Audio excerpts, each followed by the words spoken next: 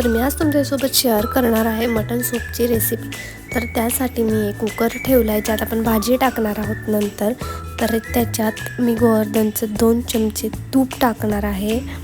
तुम्ही तुमच्या अकॉर्डिंग पण ॲड करू शकता। तुमच्याकडे तूप नसेल अवेलेबल तर तुम्ही तेलाचा पण यूज करू शकता, पण मी तूप यूज करते कारण की तुपामधला सूप खूप मस्त लागतो।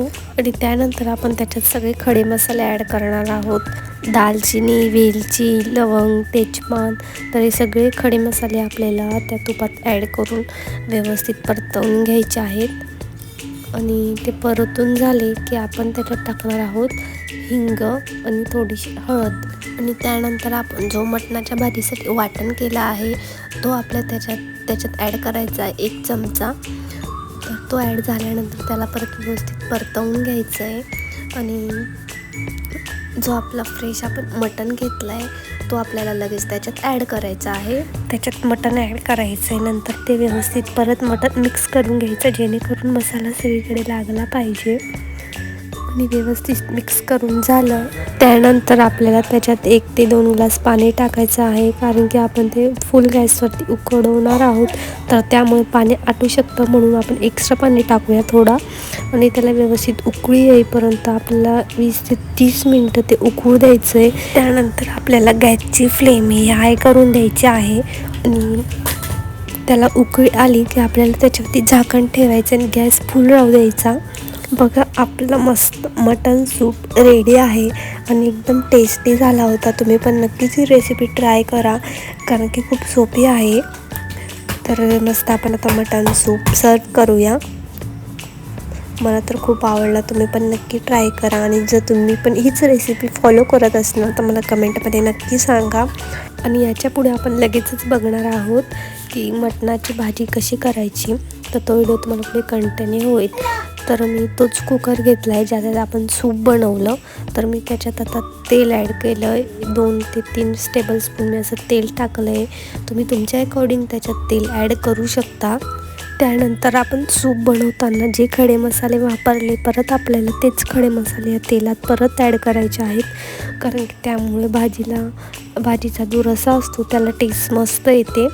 तर ते सगळे खडे मसाले आपल्याला परत टाकून घ्यायचे, लवंग, मिरे, दालचिनी, तेजपान, तर हे सगळं आपल्याला परत टाकायचं आहे आणि त्याला व्यवस्थित फ्राय करायचं आहे। आणि ते फ्राय करून झाल्यानंतर मी बारीक चॉप केलेला कांदा होता तर तो कांदा मी त्याच्यात ॲड केला आहे। आणि आता त्याला ब्राऊन होईपर्यंत आपण मस्त परतवून घेणार आहोत। आता आपण आपला कांदा मस्त ब्राऊन झाला आहे त्याच्यात मसाले ॲड करूया। तर मसाल्यांमध्ये मी आधी टाकले हिंग, हळद, आपला घरचा काळा मसाला, लाल तिखट आणि कडे एव्हरेस्टचा मटण मसाला होता तर मी तो ॲड केला। या मसाल्यामुळे पण भाजीला खूप मस्त टेस्ट येते, तर मी तो ॲड केला 1 ते 2 टेबलस्पून। जशी तुम्ही मटणची क्वांटिटी घेतली असेल तुम्ही त्याच्या अंदाजे सगळे मसाले वगैरे ॲड करू शकता। आणि त्यानंतर आपलं जे शिजवलेलं मटण होतं जे आपण सूप करताना काढलं होतं तर मी आता ते ॲड करून घेते कुकरमध्ये।